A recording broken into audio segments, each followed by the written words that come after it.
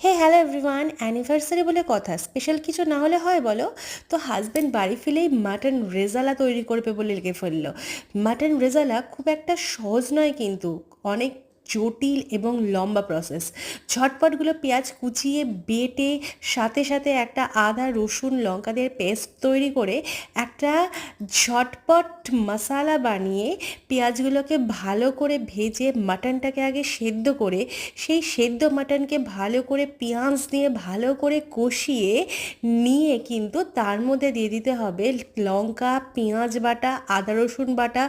সেটা দিয়ে ভালো করে কষিয়ে নিয়ে সেই যে স্পেশাল মশালাটা, যার মধ্যে কিন্তু অনেক কিছু রয়েছে, জানতে হলে আমাকে কমেন্ট করো। সেই মশলা দিয়ে ভালো করে কষিয়ে কিন্তু লাল লাল রং করে, যার জন্য ক্রেডিট একদম অরিন্দম এবং কাকিমার, তারাই সব করেছে। চলো খেয়ে ফেলা যাক মাটন রেজালা। ভালো লাগলে সাবস্ক্রাইব করে দিও। Good night.